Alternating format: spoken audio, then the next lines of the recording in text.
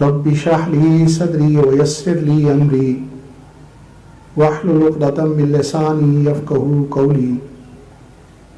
قال الله تعالى في الكلام المجيد وبرهان الرشيد: إنما المؤمنون إخوة فاصلحوا بين أخويكم واتقوا الله لعلكم ترحمون. وقال الله تعالى في شان حبيبه مخبرا وآمرا: إن الله وملائكته يصلون على النبي يا أيها الذين آمنوا صلوا عليه وسلموا تسليما. الصلاة والسلام عليك سيدي يا رسول الله وعلى آلك وصحابك سيدي يا حبيب الله.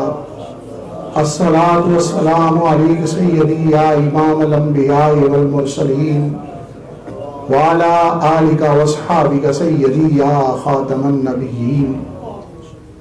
اللهم صل على نور السلام، اللهم صل على بدر الكمال، اللهم صل على مفتاح دار السلام، اللهم صل على شفیع جمیع الانام. بعد از حمد بدرگاہ مجیب الدعوات خالق کائنات جل وعلا و درود بحضور سرور کائنات فخر موجودات نور مجسم شفیع معظم رحمت دو عالم حضرت احمد مجتبیٰ جناب محمد مصطفیٰ علیہ تحیۃ و ثناء. معزز سامعین، حاضرین، علماء کرام، وارثان منبر و محراب، اصحاب عقل و بینش، اہل محبت و طریقت، محبی فی اللہ، خطیب اہل سنت حضرت علامہ غلام دستگیر صاحب جلالی، صدر جماعت جلالیہ ضلع منڈی بہاؤالدین، محبی فی اللہ علامہ قاری محمد اختر نورانی جلالی، جنرل سیکرٹری جماعت جلالیہ ضلع گجرات، محبی فی اللہ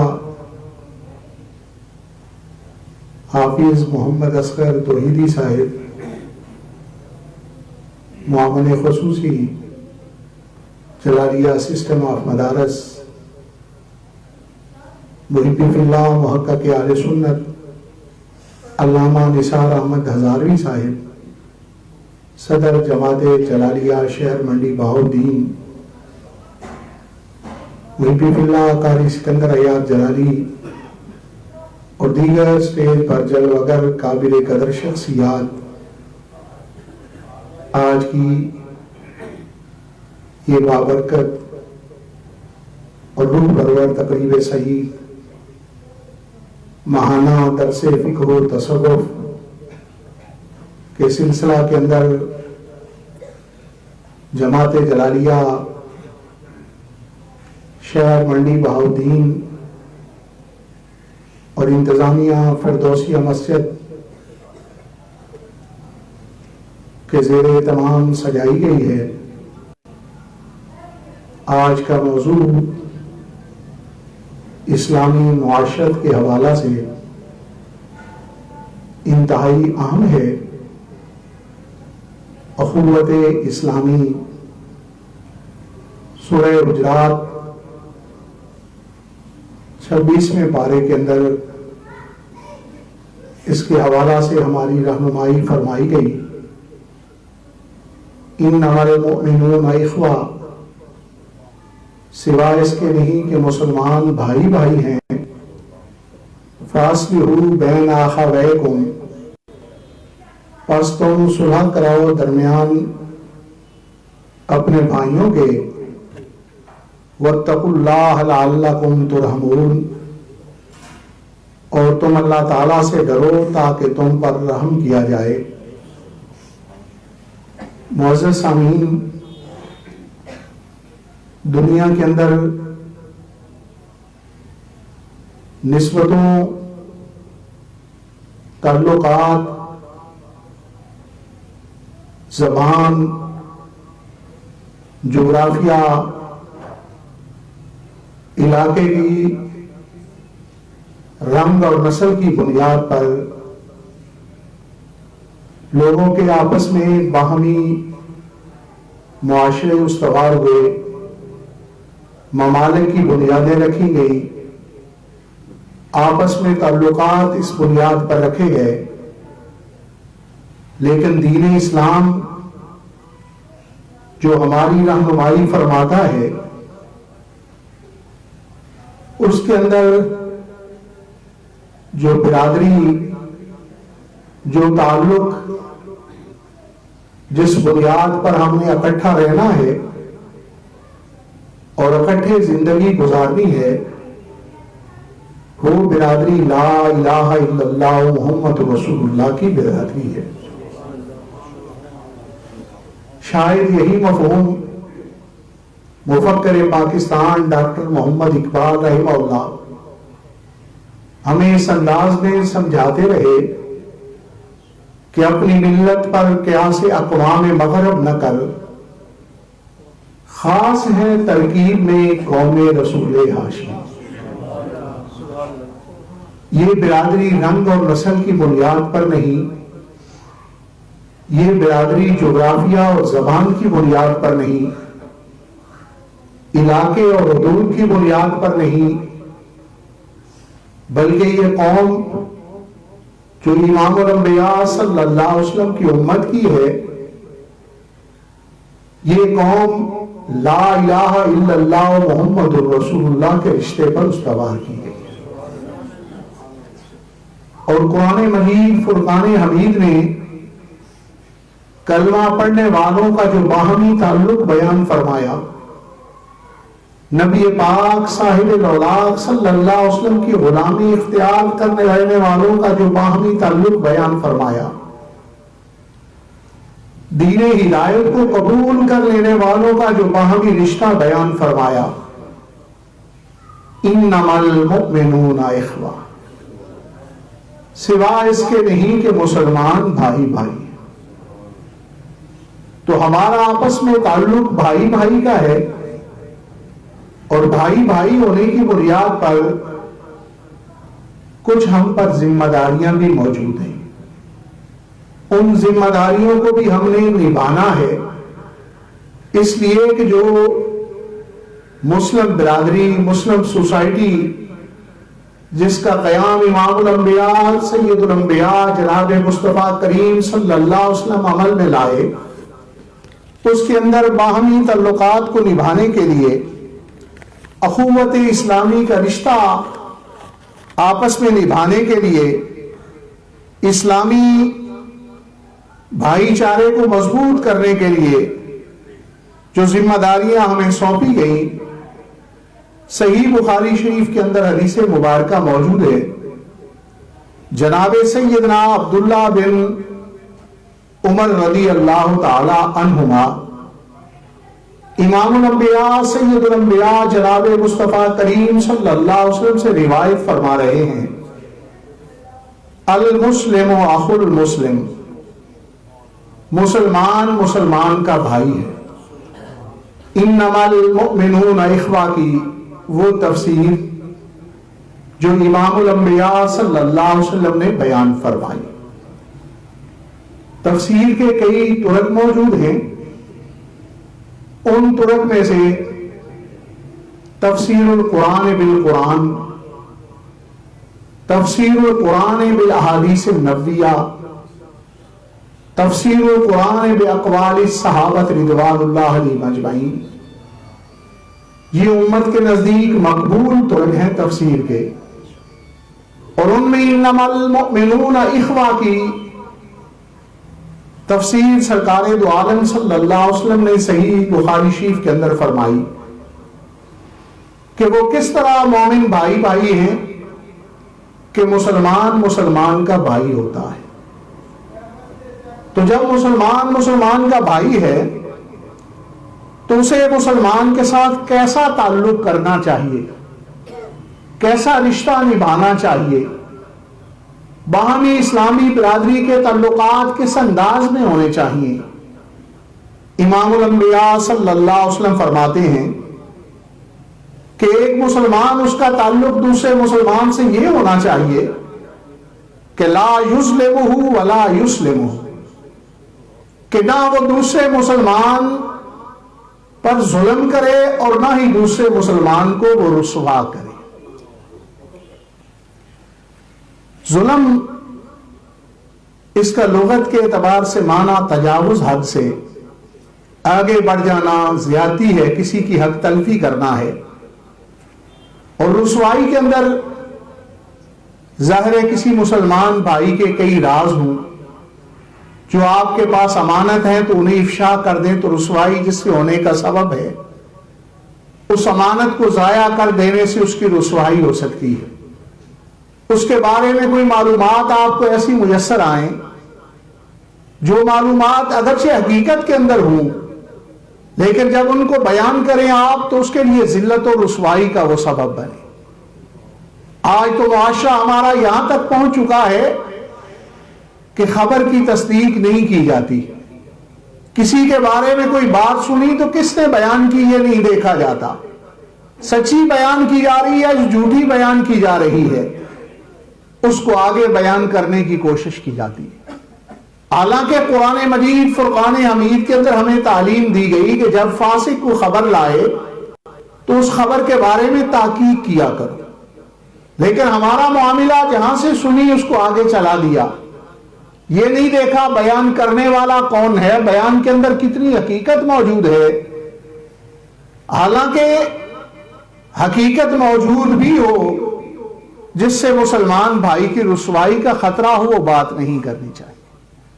ہاں ایک کے حق کے لیے بعض اوقات لوگوں کے معاملات ہوتے ہیں آپس میں, کوئی چیز کسی کے اندر خراب ہے اور وہ بندہ اس سے معاملہ کرنا چاہتا ہے, آپ سے مشورہ لینے آ گیا, ایسی صورت کے اندر اسے بتلانا یہ شرعی ذمہ داری ہے. لیکن اگر معاملے کی بات نہیں, ویسے ہی کسی کے بارے میں کوئی بات سنی, اس بات کو کہہ دیا جو اس کی ذلت اور رسوائی کا معاملہ ہے, تو اس کے بارے میں اسلام ہمیں جو تعلیم دیتا ہے کہ لا یسلمہ, مسلمان مسلمان کا بھائی ہے اور وہ مسلمان کو ذلیل و رسوا نہیں کرتا. اس لیے دیکھیں کتنی بڑی ذمہ داری ہے, اور اس میں زبان کے سبب سے بھی کسی کی رسوائی ہو سکتی ہے, ہمارے ہاتھوں کے افعال سے بھی کسی کی رسوائی ہو سکتی ہے. تو اس لیے مسلمان کی شان یہ ہے کہ وہ بھائی ہوتا ہے اور دوسرے مسلمان پر نہ وہ ظلم کرتا ہے اور نہ اس کی وہ رسوائی کرتا ہے. امام الانبیاء سید الانبیاء جناب مصطفیٰ کریم صلی اللہ علیہ وسلم نے اسلامی اخوت کے حوالہ سے جو ہمیں تعلیم عطا فرمائی کہ یہ رشتہ قوی ہو, مضبوط ہو, مسلمان مسلمان کے کام آئے, اس کی ضرورتوں کو پورا کرے, اس کی کیفیت اور اس کے احوال سے آگاہ ہو کر کے اس کی مدد کرنے کی کوشش کرے. آپ نے ارشاد فرمایا من کان فی حاجت اخیہ کان اللہ فی حاجتہ, جو اپنے مسلمان بھائی کی ضرورت پوری کرنے میں لگا رہتا ہے, اللہ رب العزت اس کی ضرورتوں میں لگا رہتا ہے اپنی شان کے مطابق. ومن فرج من مسلم قربۃ, اور جو کسی مسلمان بھائی سے تکلیف کو دور کرتا ہے, اس کے لیے کشادگی پیدا کرتا ہے, اس کی مصیبت کو ٹالنے کی کوشش کرتا ہے, فرج اللہ عنہ قربۃ من قربات یوم القیامہ, اللہ رب العزت قیامت کے دن کی تکالیف میں سے اس سے تکالیف کو دور فرما دے. دیکھیں کتنا رب تعالیٰ نے اجر رکھا ہے. ہم سوچتے ہیں اور کہتے ہیں کہ میں نے فلاں کے ساتھ بھلا کیا, اس نے تو میرے ساتھ نہیں کیا. بھئی اس کی ضرورت ہمیں کب ہے کہ وہ ہم سے کرے؟ اللہ ہمیں توفیق دے کہ ہم اس کی رضا اور خوشنودی کے لیے مسلمان بھائیوں کے کام آئیں۔ من کان فی حاجت اخیہ، جو مسلمان بھائی کی ضرورتیں پوری کرنے میں لگا رہتا ہے، کان اللہ فی حاجتہ، اللہ رب العزت اس کی حاجات کو پورا کرنے میں اپنی شان کے مطابق لگا رہتا ہے۔ جو کسی سے تکلیف مسلمان سے دور کرے، رب تعالیٰ قیامت کے دن کی تکالیف کو دور فرما دے۔ اور امام الانبیاء صلی اللہ علیہ وسلم فرماتے ہیں وَمَن سَتَرَ مُسْلِمًا سَتَرَهُ اللَّهُ يَوْمَ الْقِيَامَةِ، جو مسلمان کی پوشیدگی کرتا ہے، اس کے عیبوں کو چھپاتا ہے، اس کے اندر جو عیب موجود ہیں ان عیبوں کو چھپاتا ہے، سَتَرَ اللَّهُ يَوْمَ الْقِيَامَةِ، قیامت کے دن رب تعالیٰ اس کے گناہوں کو چھپائے گا، اس کے عیبوں کو چھپائے گا۔ دیکھیں کتنا بڑا انعام اور اجر ہے، اور ہم اس سے غافل ہیں کہ ایک مسلمان کے جب عیوب مسلمان چھپاتا ہے تو یہ ادا رب تعالیٰ کو اتنی محبوب ہے کہ یہ انسان ہونے کے سبب سے انسان کے عیبوں کو چھپا رہا ہے۔ میری شان تو رحیم و کریم کی ہے، میری شان تو ستار اور غفار کی ہے۔ قیامت کو جس دن بڑے بڑے رسوا ہو جائیں گے، بڑی بڑی پگڑیوں والے رسوا ہو جائیں گے، بڑی بڑی مونچھوں والے رسوا ہو جائیں گے، بڑے بڑے شوکت اور دبدبے والے رسوا ہو جائیں گے، اس دن وہ رسوائی سے محفوظ رہے گا جو مسلمان بھائیوں کے عیبوں کو چھپاتا۔ نعرہ تکبیر، نعرہ رسالت، نعرہ تحقیق، نعرہ حیدری، سیدی مرشدی، آستانہ عالیہ بکھی شریف۔ تو اس حدیث مبارکہ کے اندر اسلامی برادری کے حوالہ سے جو ہماری ذمہ داریاں ہیں، پہلی ذمہ داری کہ مسلمان پر ظلم نہیں کرتا، دوسری ذمہ داری کہ مسلمان کو رسوا نہیں کرتا، تیسری ذمہ داری کہ مسلمان کی ضرورتوں کو پورا کرتا ہے، اور چوتھی ذمہ داری کہ مسلمان کی تکلیف کو دور کرتا ہے، اور پانچویں ذمہ داری کہ مسلمان کے عیوب کو چھپاتا ہے۔ یہ ہماری ذمہ داریاں ہیں اسلامی برادری کے حوالہ سے، اخوت اسلامی کے حوالہ سے، کلمہ شریف کے تعلق کی بنیاد پر یہ ذمہ داریاں ہم نے نبھانی ہیں۔ اور اس کے ساتھ ساتھ حضرت سیدنا انس رضی اللہ تعالیٰ سے روایت ہے، صحیح بخاری شریف کے اندر حدیث مبارکہ موجود ہے، امام الانبیاء صلی اللہ علیہ وسلم نے اس ذمہ داری کی قدر وضاحت فرما دی کہ من کان فی حاجت اخیہ، آپ نے فرمایا انصر اخاک ظالما او مظلوما،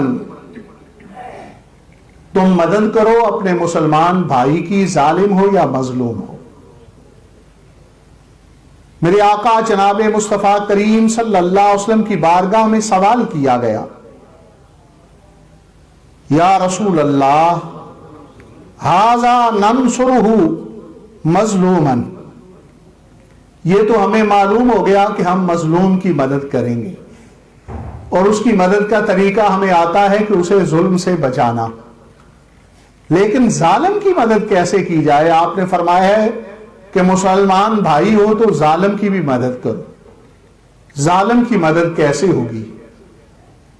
فَكَيْفَ نَنْصُرُهُ ظَالِمًا، تو سرکار دو عالم صلی اللہ علیہ وسلم نے ظالم کی مدد کا طریقہ بھی بتلایا، اور وہ طریقہ کیا ہے؟ تَأْخُذْ فَوْقَ يَدَيْهِ، جو وہ ظلم کر رہا ہے اس ظلم سے اسے روکو گے تو اس کی آخرت بہتر ہو جائے گی، روکو گے تو وہ گناہ کرنے سے بچ جائے گا، بچے گا تو اللہ رب العزت آخرت میں اس کے لیے بھلے کر دے گا۔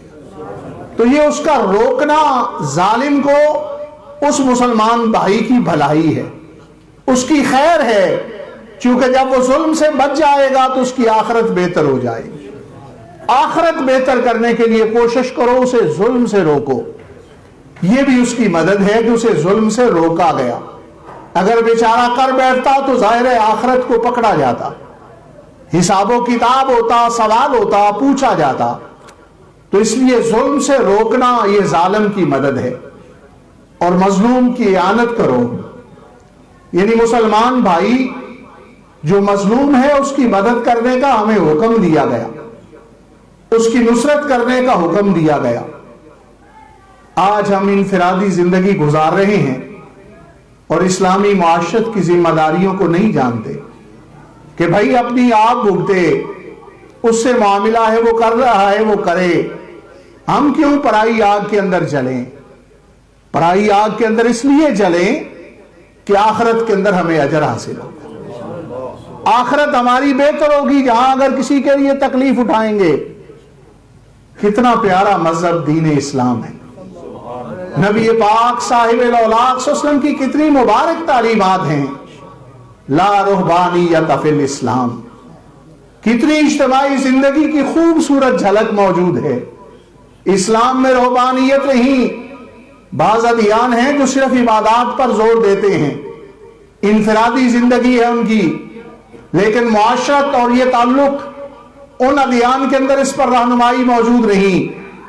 یہ امام الانبیاء صلی اللہ علیہ وسلم کا لایا ہوا دین ہے، جو کلمہ گو کو برادری کہتا ہے اور حکم دیتا ہے کہ انصر اخاک ظالما و مظلوما، کہ اپنی بھائی کی مدد کرو، وہ مظلوم ہے یا ظالم ہے، ظالم کو اس سے روک کے کہ وہ ظلم نہ کر سکے، اس کی آخرت کی بھی بھلائی کر دو، اس کی بھی نصرت کر دو۔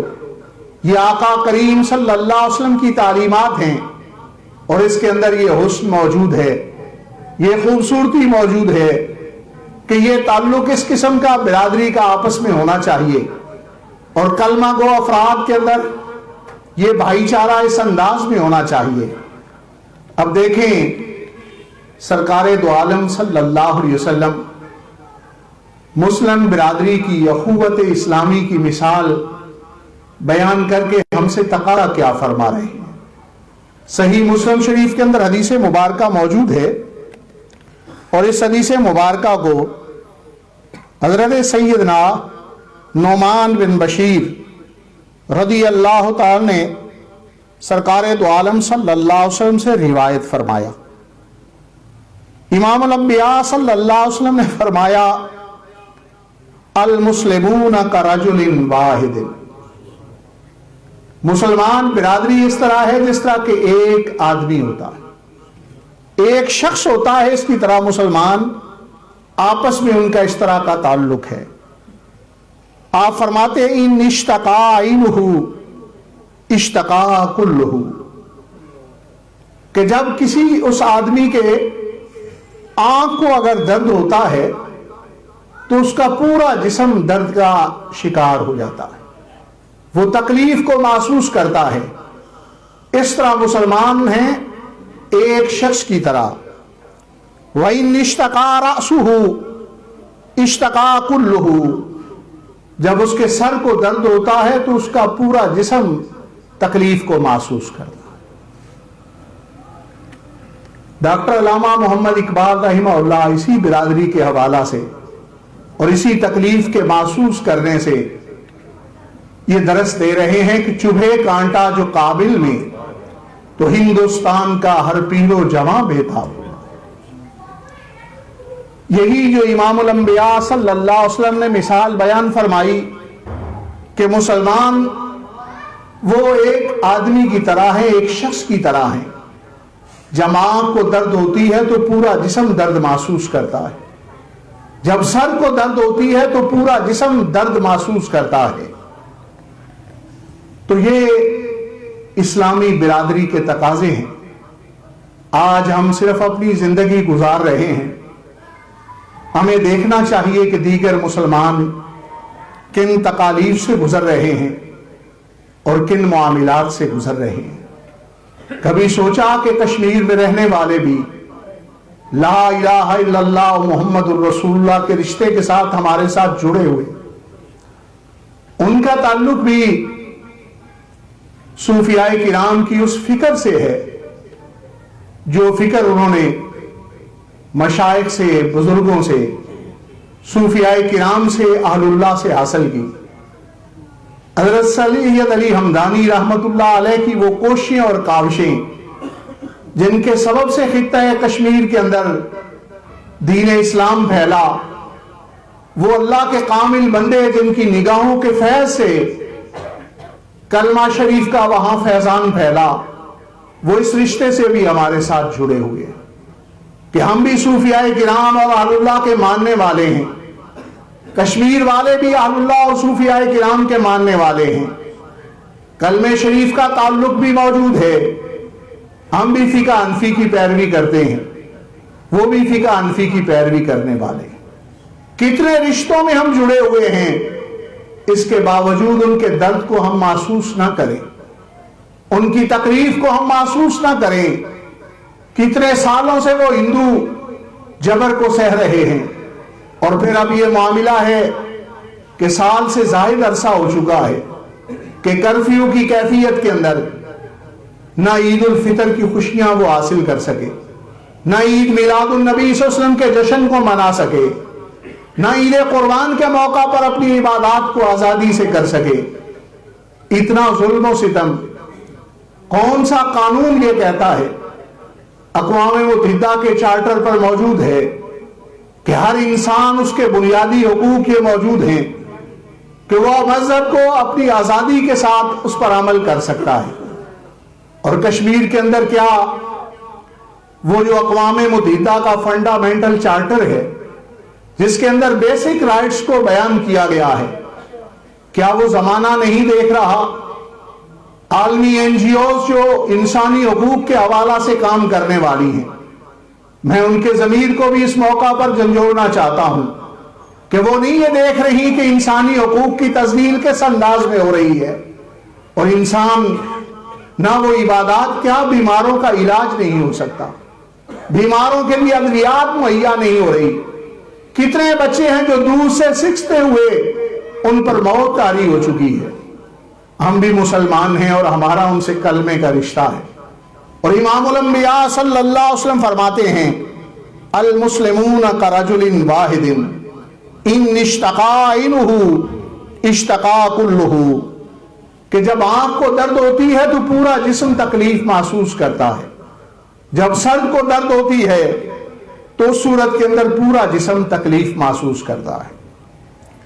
معزز سامعین، مسلمان کو ایک درد کا صرف احساس، بلکہ امام الانبیاء سید الانبیاء جناب مصطفیٰ کریم صلی اللہ علیہ وسلم نے تو اسلامی معاشرے کی مضبوطی کے حوالہ سے جو تعلیمات ہمیں عنایت فرمائی ہیں، حضرت سیدنا ابو موسیٰ اشعری رضی اللہ عنہ سے روایت ہے، صحیح مسلم شریف کے اندر حدیث مبارکہ موجود ہے.